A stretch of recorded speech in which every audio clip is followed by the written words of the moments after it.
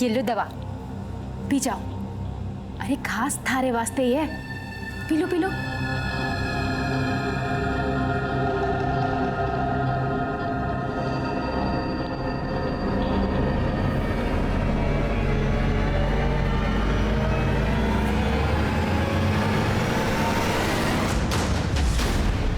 देख के रहे हो, जल्दी आओ। जाओ। सर, मैं तो ये बच्चा चाहती ही ना थी, पर माता को पता चल गया कि मैं पेट से हूँ, और तभी माता ने सुंदरकांड के पाठ रखवाए और सब रिश्तेदारों को बुला लिया। और उसी बीच माता को डॉक्टर का फोन आया। भाई साहब, भाभी साहब का फोन बज रहा है। ला हमारे को दिखा। जी डॉक्टर जी। नहीं, मैं शारदा बोल रही हूँ। हाँ बताइए, टेस्ट की रिपोर्ट आ गई? क्या रहा? सब ठीक है। अब 12 हफ्ते हो गए तो कोई टेंशन भी नहीं है। कितने हफ्ते? 12 हफ्ते, 3 महीने करीब। 3 महीने? अच्छा अच्छा, ठीक है डॉक्टर जी। 3 महीने? ये कैसे हो सकता है?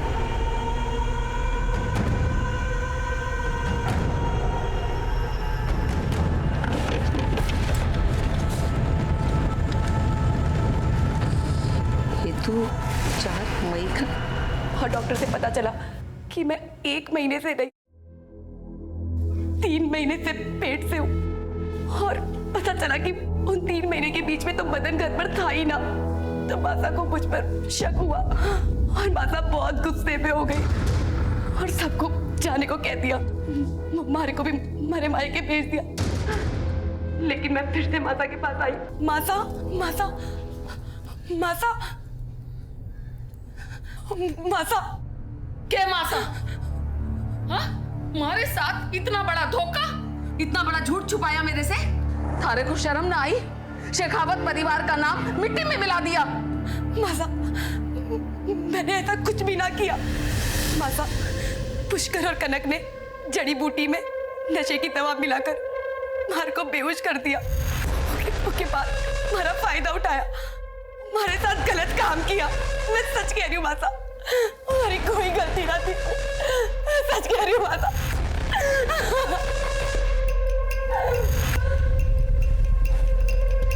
और उसी रात भोला हमारे घर आया।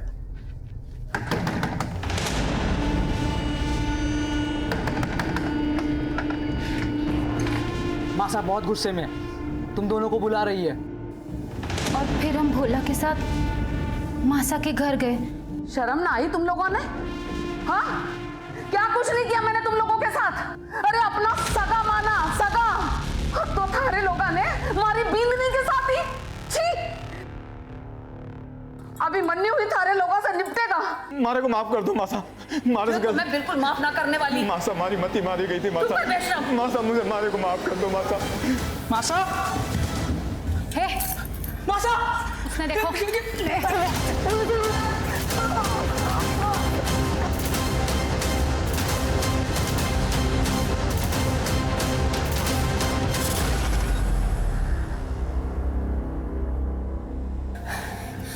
भीतर ने छुपा दो उसकी लाश ने।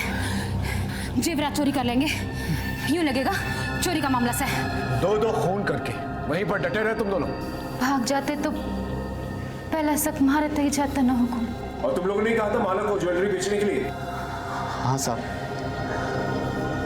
मारे को लगा कि अब हमको बच के निकल जाना चाहिए।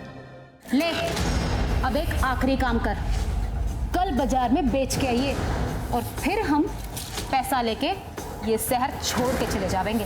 क्या? इसका मतलब मासा को तुम लोगों ने मारा था?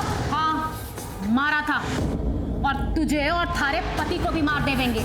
और जाते जाते तेरे असली फोटो ना पूरे शहर में लगा के जावेंगे। बच के निकल जाओगे, जिंदगी भर जेल में सड़ोगे तुम दोनों। साहब, हमारे गलती हो गई साहब। साहब,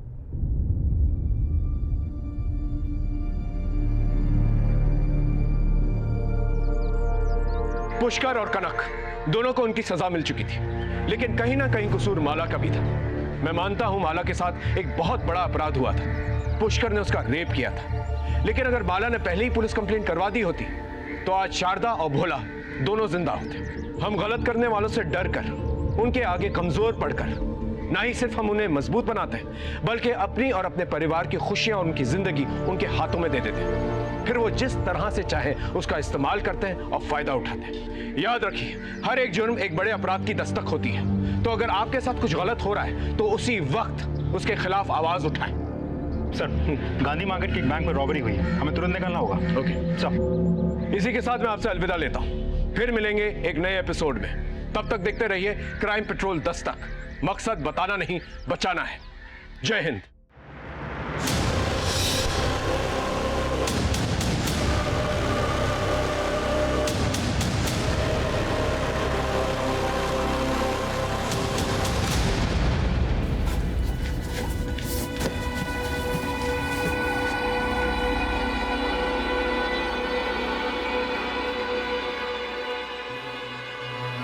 अरे कुछ होगा तो मिलेगा ना, बेकार में अपना और हमारा टाइम बर्बाद कर रहे हो। कुछ मिला यहाँ?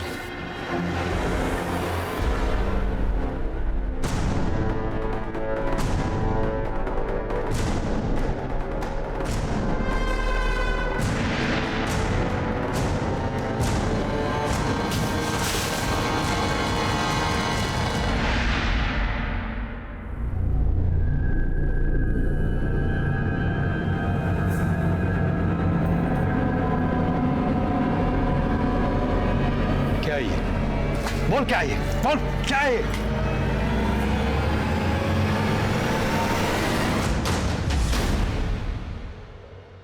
वर्दी के जोश में होश खो बैठे हो तुम।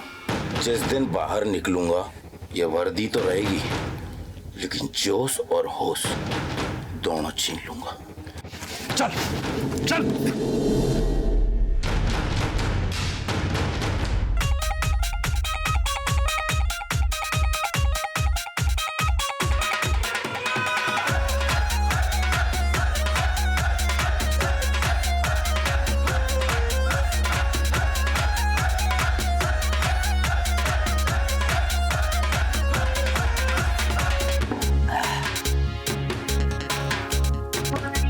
हो गया है आसी तेरी। अरे प्रकाश भाई, महाराज जीजा एसपी से और हमारी मासा के पास कितनी प्रॉपर्टी है तेरे तो पता है। वैसे भी कल दुबई जा रहा हूँ ना तारे काम से। दुबई जाके कुछ काम करेगा कि ऐसी करके आ जाएगा वापस? फाइनेंस मिलेगा या नहीं? अरे मिलेगा कैसे नहीं, हमारी टाउनशिप बन के रहेगी। बाकी सब लोग तो जमीन देने के लिए तैयार हो गए, तेरी माँ ही राजी नहीं हो रही है। अरे मासा है मेरी, मैं मना लूंगा। तारी माँ ना मानी ना, तुझे नचाऊंगा यहीं नंगा।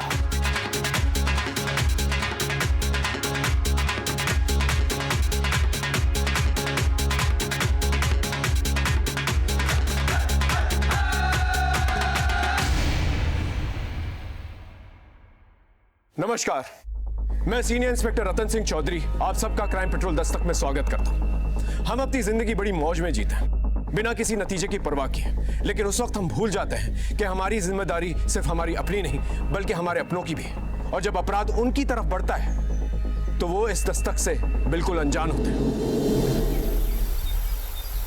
लाडो कैसी है तू? और सोनू कैसा है? मासा सोनू ठीक है, उसकी पढ़ाई भी बहुत अच्छी चल रही है, हॉस्टल में है। मैं ना उसकी गर्मी की छुट्टी होते ही उसे आपके पास लेके आती हूँ। लाडो एक सेकंड होल्ड कर। बिंदनी क्या हुआ? क्या हो गया? कुछ ना मासा, वो कल रात दाल ढोकली खा ली थी ना, इस वजह से हमारा जी मचला रहा है। जी मचला रहा है ना बिंदनी? ये तो खुशखबरी है। हाँ अच्छा जी, शैतानी कोई और करे और दोस्त दाल ढोकली को। 5 साल तक परीक्षा ली हमारी भगवान ने, दवा दारू वैद हकीम पूजा पाठ किसी से भी हिम्मत ना हारी मैंने। पर हमारी किस्मत में पोता लिखा था, सो मैं पोता जरूर देखूंगी। हे भगवान, हमारी भी इतनी वहां बनने वाली है। वो तो बहुत बड़ी खुशखबरी है। भाई मासा, ऐसी कोई बात ना है। आपका चला, तुझे नहीं पता, और पहले महीने में सब कुछ नहीं पता लगता। मैं अभी आई। हाँ मने धोखा नहीं हो सकता, मने धोखा नहीं हो सकता। मेरी बिंदनी माँ बनने वाली से।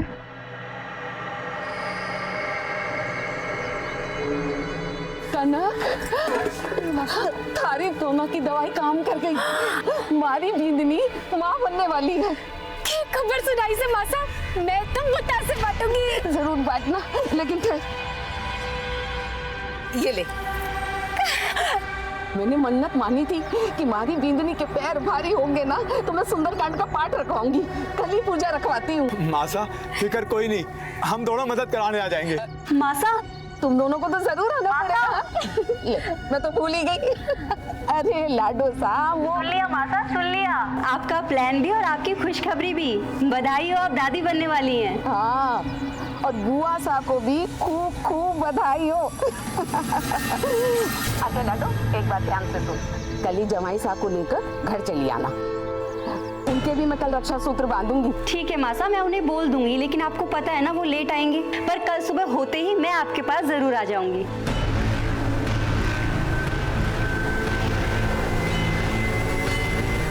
मासा,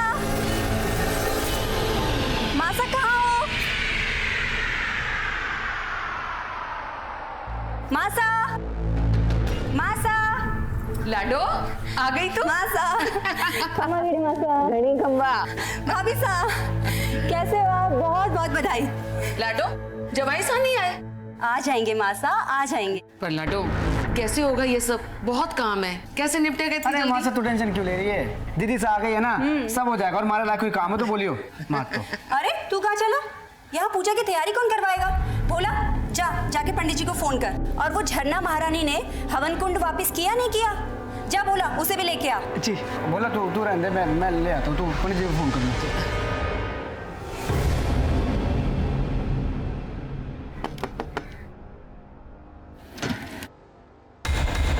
नमस्ते जी। अरे देवर साहब, भाई सा नहीं दिख रहे। वो तो नहाने गए और 15 मिनट लगेंगे। 15 मिनट में तो बहुत कुछ हो जाएगा। घाबरा हो गया है क्या? अब तो बाप बनने वाला है, कुछ तो शर्म कर।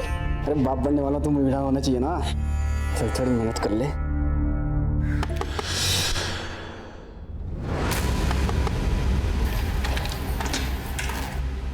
अबे तू यहाँ क्या कर रहा है? आपसे अकेले से नहीं हो पाएगा, तो थोड़ी मेहनत मैं भी कर लूँ। कौन सी मेहनत बे? दीदी सा ने कहा है वो कूल उठाने के लिए। जले क्या? और अकेले लेके गए साले।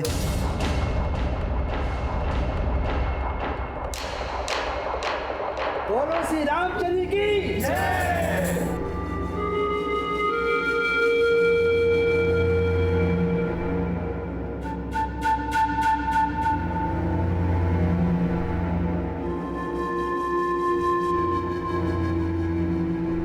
बोलो बजरंग बली की जय। पंडित जी, सबसे पहले जमाई साहब को रक्षा सूत्र बांध दीजिए। सुन बोला, वो तो मुझे कुछ बताने वाला था ना? पूजा के बाद है ना, सारे मेहमान चले जाएंगे, तब बताता हूँ।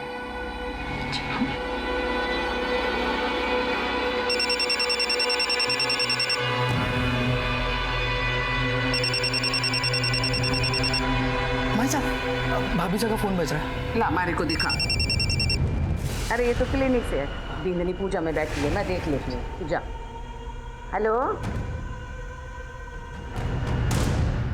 मदन। हाँ मासा, आया। क्यों गया मासा? बेटा, तू पिछले महीने की 15 तारीख को दुबई से वापस आया था ना? हाँ। लेकिन गया कब था? अरे हुआ क्या मासा, बता तो सही। गया कब था ये बता मुझे। 4 या 5 मई को गया था। अच्छा मासा, हमारा दोस्त प्रकाश भाई, वो मिलवाना चाहता हूँ। आ जा। प्रकाश भाई हैं, ये बहुत बड़े बिल्डर हैं, ये इनका बिल्डिंग लाइन का धंधा है, हमारे पार्टनर हैं। दुबई भी इन्हीं के काम से गया था मैं। मासा, इनके पास टाउनशिप बनाने का बहुत अच्छा प्लान है। मतलब बहुत सारा, उसमें बहुत सारी चीज़ें होंगी। स्विमिंग पूल होगा, क्लब हाउस होगा, मैं थारे को बता चुकी हूँ ना कि ये घर और उसके आसपास की जमीन मैं नहीं बेचने वाली। आप पूजा में आए हैं, प्रसाद लेकर जाइएगा। अच्छा पल्लवी, मैं चलता हूँ मैं। आज आप यहीं रुक जाते? पल्लवी, मन तो मेरा ही बहुत था, लेकिन मुझे जाना पड़ेगा। बहुत काम पेंडिंग है झालावाड़ में। तुम रुको यहाँ पर। अपना ख्याल रखो।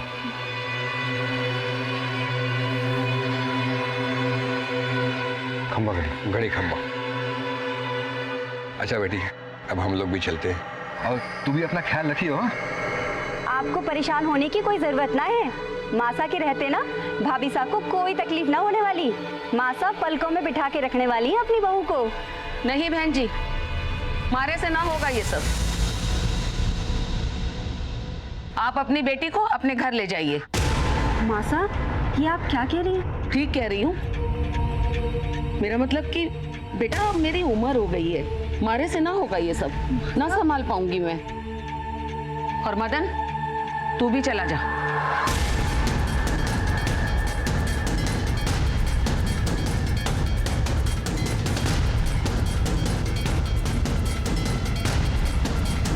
एक मिनट बाबूजी, मैं मासा से बात करते आती हूँ। ठीक है बेटा, हम इंतजार करते हैं बाहर जाके। आइए। मासा, मासा, मासा।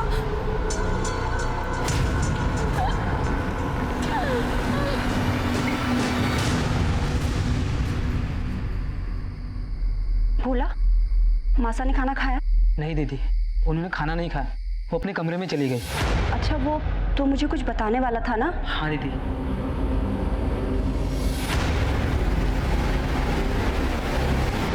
तूने मुझे पहले क्यों नहीं बताया? दीदी वो मैं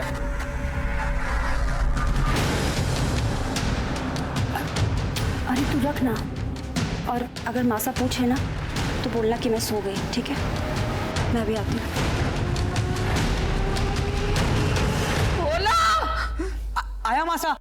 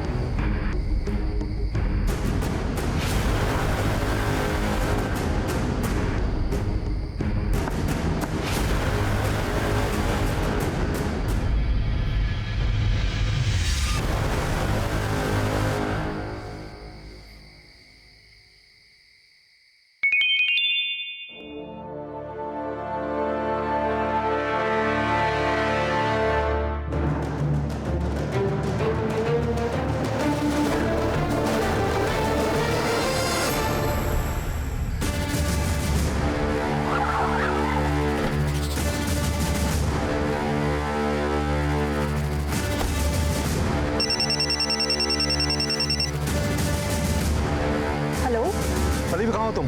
मासा के घर पे। क्यों, क्या हुआ? देखो मेरी बात ध्यान से सुनो। बलदेव जेल से फरार हो गया है। मैंने कोटा पुलिस को बोल दिया, वो तुम्हारी सिक्योरिटी भेज देंगे, लेकिन तुम घर से बाहर मत निकलना। मैं कल तुम्हें लेने खुद आऊंगा। हाँ हाँ ठीक है, तुम टेंशन मत लो, मैं ध्यान रखूंगी। मासा, मासा, पल्लवी, मासा, पल्लवी, मासा, बोला, बोला। चलिए चलिए।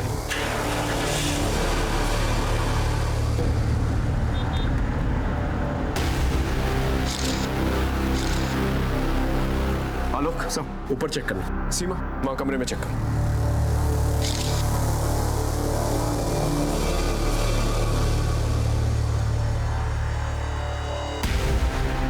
गला घोट के मर्डर हुआ है। Yes sir. ऊपर सारा सामान बिखरा हुआ है, लॉकर का लॉक भी तोड़ा गया है और वहाँ से ज्वेलरी, कैश सब गायब है। घर में एक नौकर है भोला, फिलहाल गायब है, फोन भी स्विच ऑफ आ रहा है। लाश को सबसे पहले किसने देखा और कितने बजे? सब पल्लवी जी ने, रात के करीब 12 साढ़े 12 बजे। Any sign of force entry? नहीं सर, फोर्स एंट्री तो नहीं हुई, लेकिन ये सब कुछ देख के तो लगता है वो भोला, उसी ने सब कुछ किया होगा। ये भी तो हो सकता है मेन मोटिव मर्डर हो, और मर्डर को छुपाने के लिए चोरी की शक्ल दी गई। ये सब कुछ बलदेव भी कर सकता है, कल जेल से फरार हुआ है वो। सर ये सब कुछ इत्तेफाक भी तो हो सकता है। झालावाड़ के एएसपी की सास का मर्डर हो चुका है। पुलिस मौका वारदात पर पहुंच चुकी है। बड़ी ही बेरहमी के साथ एक बुजुर्ग महिला का मर्डर किया गया है। जैसा कि अभी जानकारी के हिसाब से हम आपको बता रहे हैं। सर आपको क्या लगता है बलदेव और उनके साथियों का हाथ इसमें? No comments. सर अगर एडिशनल एसपी की रिश्तेदारी सेफ नहीं है तो आप आम जनता को कैसे सेव करेंगे? Excuse me. सर ये थे एएसपी अभिमन्यु सिंह राठौर जो मौका वारदात पर पहुंच चुके हैं। पल्लवी,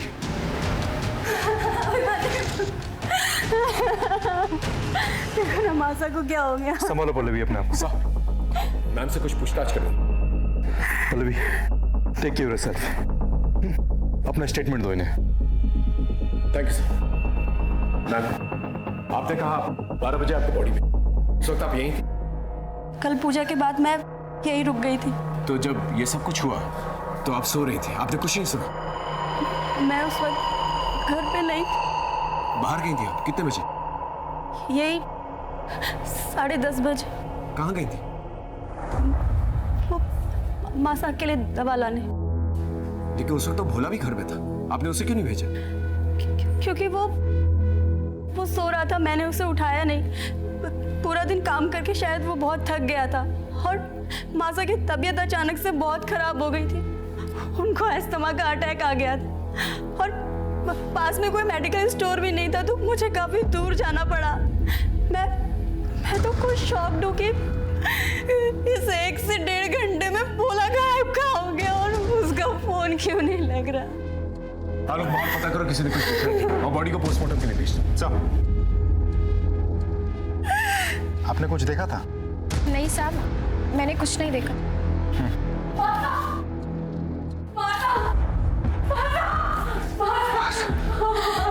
माला,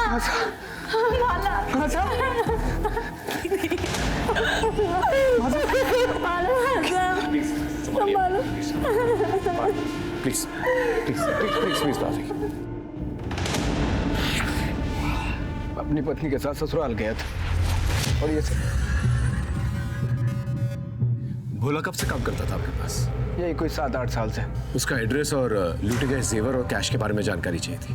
भोला बूंदी में रहता है।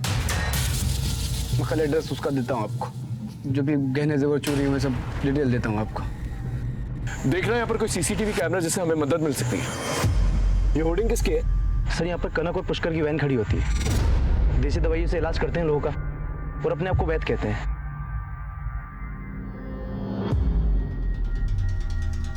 क्या देखा था आप लोगों ने? हमने तो कुछ ना देखा हुकुम। हम तो सुबह से शाम तक वहीं रह गए और शाम को 7 बजे अपने घर को चले जावे। भोला कैसा आदमी, कुछ जानते हो उसके बारे में?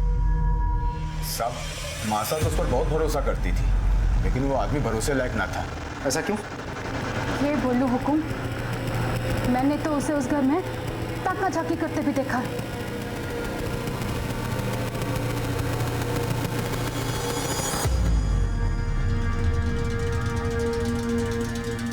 कहाँ ताका झाकी करे? हाँ कुछ नहीं। मासा, दवाई लाई इसमें। आजा। मासा तो भोला को अपने बेटे जैसा माने थी। मैंने 1-2 बार मासा को समझाया भी, पर वो मानती ही ना थी। साहब, हम दोनों तो माता के रहमो करम पे थे। उन्हीं के कहने पे गाड़ी खड़ी करके अपना पेट पाल रहे थे, इसलिए 1-2 बार भोला की शिकायत करके दोनों चुप हो गए। ठीक है, आप लोग जाते हैं। घर में मर्डर हुआ था और चोरी भी, और साथ ही साथ नौकर भी गायब। जाहिर सी बात है, ऐसे में नौकर पे ही शक जाता है। लेकिन एक और बड़ी गुत्थी थी हमारे सामने, और वो थी बलदेव की। बलदेव जेल से उसी दिन फरार हुआ था जिस दिन शारदा जी का मर्डर हुआ था। क्या बलदेव का शारदा जी की मर्डर से कोई कनेक्शन था? और अगर था तो फिर भोला कहाँ गायब था? सर, देखा जाए तो सर्कमस्टेंशियल एविडेंस और भोला की फरारी से साफ साबित होता है कि ये मर्डर भोला नहीं किया है। भोला का फोन ट्रेस हुआ? अभी तक तो नहीं हुआ है सर, इसीलिए उस पर शक ज्यादा है। अखबारों मीडिया के हिसाब से तो बलदेव ही खूनी है, क्योंकि उसने एएसपी सर को धमकी दी। सर, आपको तो पता ही है, मीडिया वालों को सिर्फ सुर्खियां और हेडलाइंस चाहिए होता है, लेकिन बिना किसी ठोस सबूत के हम किसी नतीजे पे नहीं पहुंच सकते। एक काम करो, भोला के कॉल रिकॉर्ड निकल पता करो इन पिछले दिनों में बलदेव या बलदेव के गैंग मेंबर्स के साथ कोई कांटेक्ट हुआ उसका। राइट सर, लेकिन ऐसा भी तो हो सकता है कि बलदेव के गैंग मेंबर्स ने भोला के जमीर को बलदेव की फरारी से पहले ही खरीद लिया हो भी सकता है, नहीं भी, क्योंकि एक दिन पहले ही शारदा ने पूजा का प्लान बनाया था। पूजा का प्लान पल्लवी का यहाँ आना ये सब कुछ अचानक से हुआ, प्री प्लान नहीं था। और ऐसे में बलदेव और उसकी गैंग को इस प्लान के बारे में पता होना और भोला के साथ मिलकर ये खून को अंजाम देना थोड़ा मुश्किल लगता है। मतलब सर इस बलदेव और भोला का कोई रिश्ता ही नहीं है? Let's not jump to conclusion. एक काम करो, भोला के गांव में एक टीम को भेजो और पता करो इन पिछले दिनों में किन किन लोगों के साथ उठा बैठा था। सब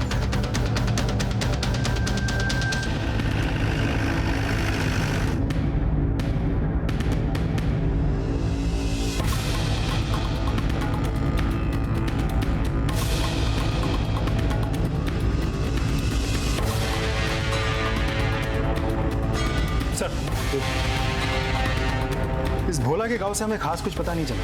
ये अपने गांव नहीं गया था और इसका मोबाइल फोन अब भी स्विच ऑफ आ रहा है। लेकिन सर हमारे खबरों के मुताबिक उन्होंने बलदेव जैसी कदकाठी वाले एक आदमी को सदर बाजार के आसपास मंडराते हुए देखा था। किसी के साथ बाइक पे बैठा हुआ था। शक्ल तो ठीक से नहीं दिखी, लेकिन जो लोग बलदेव को जानते हैं वो लोग दूर से भी बलदेव को पहचान सकते हैं सर। इसका मतलब बलदेव जो है कल कोटा में था। एक काम करो, शहर के सारे एग्जिट पॉइंट्स में खबर कर दो। अगर ये कल यहाँ था तो आज बाहर निकलने की कोशिश करेगा। सर शारदा जी की पोस्टमार्टम रिपोर्ट आ चुकी है। सर मौत रात 11 से 12 के बीच गला दबाकर हुई है, लेकिन सर गले पर कोई फिंगरप्रिंट्स के निशान नहीं है। एक बात और सर, शारदा जी को अस्थमा की प्रॉब्लम नहीं थी। सर लेकिन पल्लवी जी ने तो कहा था कि शारदा जी को अस्थमा का अटैक आया था। मासा की तबीयत अचानक से बहुत खराब हो गई थी, उनको अस्थमा का अटैक आ गया था और इसीलिए वो दवाई लेने गई थी। सर उन्होंने हमसे झूठ क्यों बोला? अब ये बात तो पल्लवी जी ही बता सकती है। शारदा जी को तो कोई अस्थमा प्रॉब्लम नहीं थी, फिर आपने हमसे झूठ क्यों कहा? दरअसल मेरे बेटे सोनू को अस्थमा का प्रॉब्लम है और उसे बहुत खांसी भी होती है। उस रात मासा को भी वैसे ही खांसी हो रही थी, तो मैं बहुत डर गई थी और माला और मदन भी घर पे नहीं थे, तो प्रिकॉशन के लिए मैं इनहेलर पंप लेने गई थी। लेकिन मौका वारदात पे हमें कोई पंप नहीं मिला। खैर, आप मेडिकल स्टोर कितने बजे गई थी? यही कोई रात 10:30 बजे। और वापस कब आई? 12 बजे। 10:30 से 12 बजे आप बाहर गई थी और इसी दौरान आपकी माँ का खून हो जाता है। आप कहना क्या चाहते हैं इंस्पेक्टर? आप मुझ पे शक कर रहे हैं? देखिए मैम, आप एएसपी सर की वाइफ हैं। आप तो समझ सकती हैं कि हमारे प्रोफेशन में शक ना करना गुनाह के बराबर है। मेडिकल स्टोर की रसीद तो होगी आपके पास? जी नहीं, दरअसल मासा की तबीयत बहुत ज़्यादा खराब थी और मैं सिर्फ दवाई और इनहेलर पंप लेके सीधे घर आ गई और रास्ते में मेरी गाड़ी खराब हो गई थी, तो कुछ लोगों ने मदद की, इसलिए मुझे आने में वक्त लग गया। Thank you so much Pallavi ji. अगर दोबारा कोई पूछताछ करनी होगी तो दोबारा मुलाकात होगी।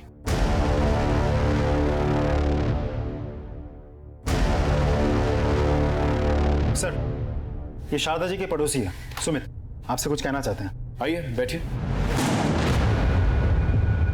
बताइए। सर उस दिन सुंदरकांड होने के बाद मदन और मासा के बीच कहासुनी हुई। छोरे थारी समझ में नहीं आता, कितनी बार कहूं थारे से ये घर नहीं बिकेगा, मतलब कि नहीं बिकेगा। मासा तो समझ के नहीं। अरे मासा, काम करने का मौका मिला तो काम करने दो ना। जमीन के बदले घर या पैसा नहीं दे रहे प्रकाश भाई, पार्टनरशिप दे रहे हमारे को। पार्टनरशिप मतलब समझती है, करोड़ों में खेलूंगा। मतलब तू कहना क्या चाहता है कि मैं अपने पति की आखिरी निशानी को भी बेच दूं? पता नहीं तुम आजकल के बच्चों को हो क्या गया है, किसी भी रिश्ते का मान रखना तो आता ही नहीं है, लेकिन मैं मरते दम तक अपने पति के साथ अपने रिश्ते का मान रखूंगी। कब तक जिंदा रहेंगी? बस मतलब चुप करो। जीते जी आप तो रहने दो, आपका तो सेट है, नौकर है, चाकर है, रुतबा है, सब कुछ तो है आपके पास, पर हमारे पास क्या है? हमारे कोई बड़ा आदमी बनना है तो सबको इतनी दिक्कत क्यों हो रही है? देख लोग देख रहे हैं, तमाशा मत बना, हम बैठ के बात करेंगे, समझा? भाई साहब अभी जाइए आप। उस सुंदरकांड में उसके बिल्डर दोस्त भी आए थे, तो शायद प्रॉपर्टी का मामला है। Thank you so much. आलोक, इस मदन के बारे में सारी इंफॉर्मेशन चाहिए मुझे। कहाँ जाता है, उठता बैठता है, क्या खाता है, क्या पीता है, सब कुछ। और पल्लवी जी के बारे में पता करो कि वाकई में वो मेडिकल स्टोर गई थी या कहीं और। सब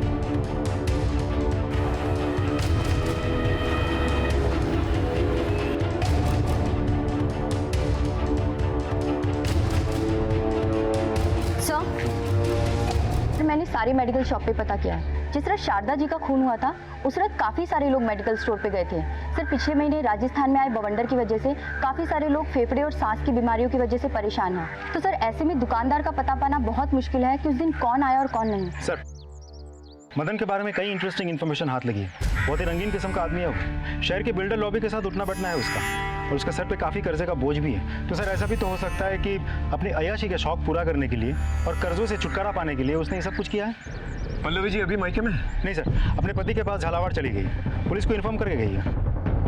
ठीक है, हम भी झालावाड़ चलते हैं।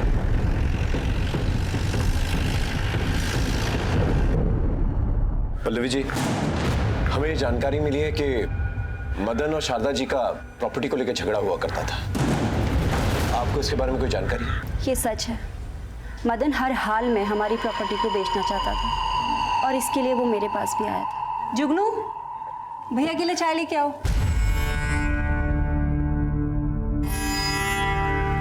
थारा सही है दीदी, रुतबा हो जो तारे जैसा। एक बार तारे भाई का काम चल जाएगा ना तो मैं भी 4-6 नौकर रख लूंगा। जल्दी होगा तो टेंशन मत ले। दीदी अगर तू चाहेगी तो जरूर हो जाएगा। ये